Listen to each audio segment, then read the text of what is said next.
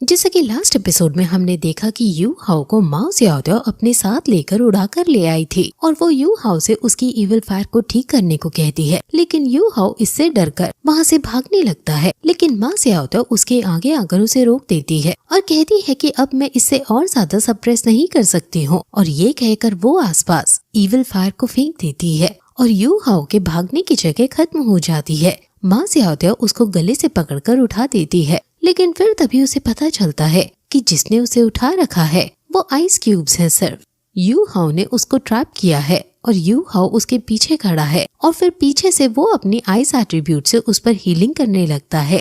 वो उसको पूरी तरह से जमाने लगती है और उसकी इविल फायर इसको रेजिस्ट करती है और अपने आप वो यू हाओ पर हमला करने की कोशिश करती है। माँ ज़्याओ को लगता है कि यू हाओ उस पर हमला कर रहा है और वो पूछती भी है कि तुम तो मेरी मदद करने वाले थे, जिस पर वो कहता है कि मैं तुम्हारी मदद ही कर रहा हूँ, बट मेरा स्टाइल थोड़ा अलग है, और उसके मेरिडियंस में अपनी आइस पहुँचाने लगता है ताकि उसके अंदर की इविल फायर खत्म हो सके। यू हाओ को भी इसमें बहुत कष्ट हो रहा है, लेकिन वो अपना बेस्ट देना चाहता है, लेकिन तभी उसकी इविल फायर और ज्यादा एक्टिवेट हो जाती है और उसकी बर्फ को तोड़ते हुए वो यू हाओ को लेकर पानी में कूद जाती है और पानी में यू हाओ अपनी बर्फ का यूज करके आसपास बर्फ का क्रिस्टल बनाता है और माँ ज़्याओ को रोकने की कोशिश करता है। पानी की वजह से माँ ज़्याओ कमजोर सी पड़ने लगती है और ऊपर से यू हाओ की बर्फ से उसकी इविल फायर कम होने लगती है और वहाँ पानी और आग का टोर्नाडो बन जाता है और उस टोर्नाडो की वजह से दोनों बाहर फेंक दिए जाते हैं और बेहोश हो जाते हैं। माँ ज़्याओ की आँख खुलती है और वो जब यू हाओ को बेहोश देखती है तो उसे बैठाकर उसको हील करने लगती है। सुबह से रात हो जाती है और रात तक माँ ज़्याओ उसे हील कर रही है। यू हाओ की आँख खुलती है तो उसे वो बताती है कि अपनी सोल पावर पर ध्यान दो बस। अब यू हाओ के अंदर आइस बैंग एम्पर उसे बताती है कि जब तुम कोमा में अभी चले गए थे तब इस लड़की ने तुम्हें 10,000 ईयर्स वेल गम दी थी, जो कि बहुत हाई क्वालिटी की मेडिसिन पिल है, इसलिए अब तुम अपनी सोल पावर पर ध्यान दो और इसे कल्टीवेट करने की कोशिश करो। उसकी बात मानते हुए यू हाओ ऐसा ही करता है और उसकी सोल रिंग की एबिलिटी बढ़ाने लगता है। उसकी सोल पावर पूरी एक लेवल बढ़ गई है और ये देखकर वो काफी खुश होता है। वो अब 26 पर पहुंच गया है। माँ ज़्याओ अपनी इविल फायर को चेक करती है और अब वो खत्म हो चुकी है। उसको अपनी फायर में एक कतरा भी इविल फायर का नजर नहीं आता और ये देखकर दोनों काफी खुश होते हैं। और फिर तभी वहाँ वैंग टोंग आ जाता है और वैंग टोंग को लगता है कि यू हाओ और इसका आपस में कुछ चल रहा है, जिस पर यू हाओ कहता है कि ऐसा कुछ भी नहीं है जैसा तुम सोच रहे हो।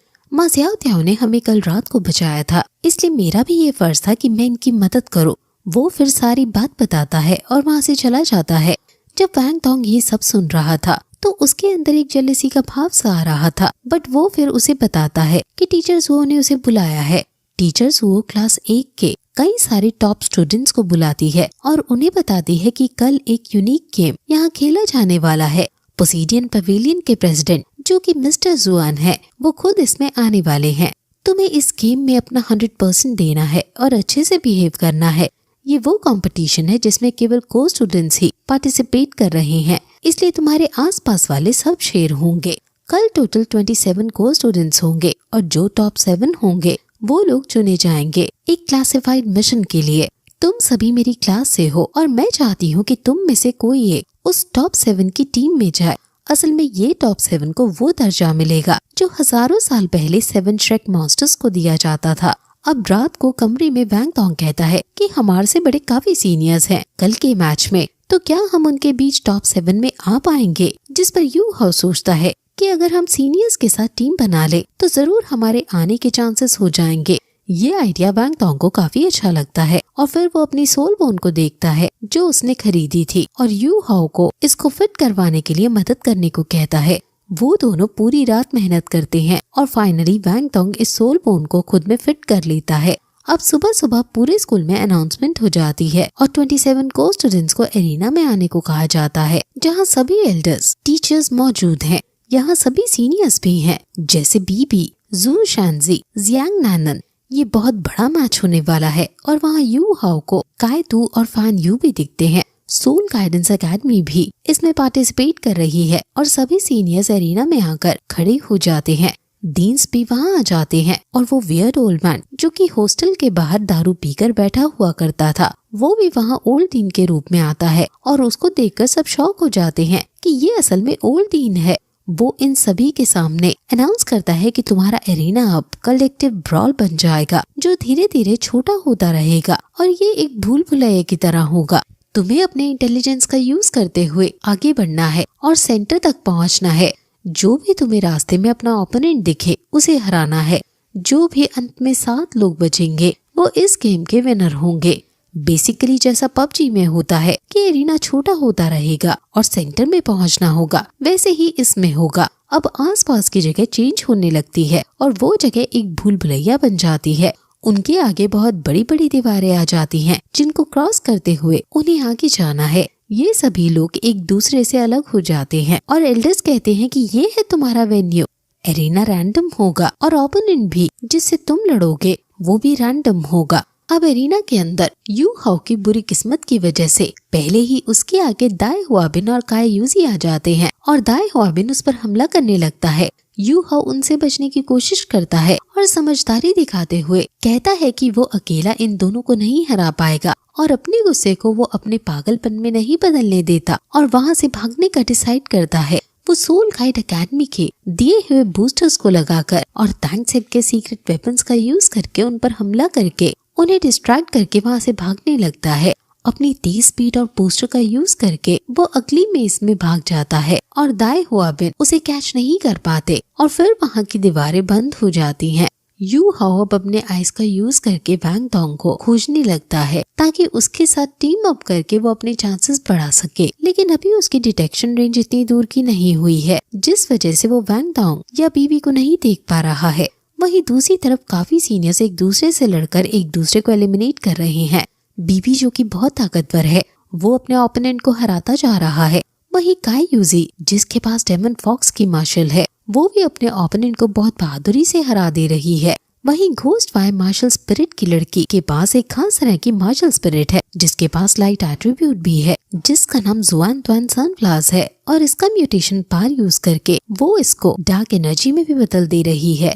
ये सब बाहर खड़े एल्डर्स देख रहे हैं और समझ आते हैं कि दीन शान ने अपने अंडर मॉन्स्टर्स को चुन चुन कर लिया है और ये सुनकर दीन शान थोड़े एम्बैरेस भी फील करते हैं। वहीं जियाओ के पीछे बहुत सारे बंदे पड़ गए थे और वो उनसे बचकर भाग रही थी और कायतू उसको ऐसा करते देख लेता है और वो अपने जूनियर की फ्रेंड को बचाने का डिसाइड करता है। जियाओ खुद को बचाने की पूरी कोशिश कर रही है, जिसे वो उस पर अपने पॉट से शील्ड भी बनाती है, लेकिन वो बहुत सारे लोग थे जिस वजह से वो उनसे नहीं बच पा रही और वो लोग उसको मारने ही वाले होते हैं कि तभी वहाँ कायतू अपने स्पिरिट गाइड टूल से उस पर हमला कर देता है और बड़ाई करते हुए कहता है कि हमारे स्पिरिट गाइड एकेडमी के लोग भी कुछ कम नहीं है। जिस पर दीन शान कहता है कि वो बस फॉरेन टूल्स का यूज करना जानते हैं और इसका यूज करने से उनकी फ्यूचर कल्टीवेशन ग्रो नहीं होगी। ये सुनकर डायरेक्टर किया उससे गुस्सा होकर दूर चले जाता है, लेकिन ओल्ड दीन शान की बात पर स्माइल पास करता है, ये सोचते हुए कि कितनी बचकानी बात कर रहा है। आगे आने वाला फ्यूचर इन्हीं का है, क्योंकि वहीं कायतू जियाओ के पास आता है और जियाओ उसको देखकर खुश हो जाती है और एल्डर्स अनाउंस करते हैं कि कायतू ने अपने ओपोनेंट को एलिमिनेट कर दिया है। कायतू जियाओ को लॉलीपॉप भी देता है, जिसे देखकर वो खुश हो जाती है। थोड़ा लेम है, लेकिन जियाओ को ऐसा ही दिखाया गया है। वहीं यू हाओ भी बीबी और वैंग डोंग को ढूंढ रहा है और दूसरी तरफ जू शानजी अपने ओपोनेंट वांग को एलिमिनेट कर देता है, लेकिन बीबी और जियांग को काफी सारे सीनियर्स घेर लेते हैं और उन पर हमला कर देते हैं। इनमें काफी इंटेंस फाइट होने लगती है। हालांकि जियांग और बीबी बहुत ज्यादा ताकतवर हैं, लेकिन उन्हें बहुत सारे सीनियर्स ने घेर लिया है, इसलिए वो थोड़ा स्ट्रगल सा करते हुए नजर आते हैं। लेकिन फिर भी जियांग टैन फैंग को एलिमिनेट कर देती है और मिलकर जब वो दोनों एक साथ आ जाते हैं तो इन सीनियर्स को धूल चटाने लगते हैं और बीबी भी अपने थंडर फ्यूरी का यूज करके अपने ओपोनेंट यूयूवी को एलिमिनेट कर देता है। अब सिर्फ 22 लोग बचे हैं और वो सेंटर की तरफ बढ़ रहे हैं। वैंग डोंग आगे बढ़ ही रहा होता है कि उसका सामना स्पाइडर बॉय से होता है। असल में उसकी martial soul human face spider demon की है और वो अपना वेब बचाकर वैंग डोंग को फंसाने की कोशिश करती है, क्योंकि वैंग डोंग की मार्शल सोल बटरफ्लाई की है, जिस वजह से स्पाइडर बॉय को वैंग डोंग से एक नेचुरल एडवांटेज मिल रही है। वो अपने 8 स्पाइडर लेग्स को भी निकालता है और एल्डर्स इसको देखकर शॉक हो जाते हैं, क्योंकि ये मार्शल सोल बहुत रेयर है और उन्हें तैंग शैंग के किस्से कहानियां याद आ जाती हैं, क्योंकि तैंग शैंग के पास भी यही मार्शल सोल थी। और फिर ये एपिसोड यहीं खत्म हो जाता है।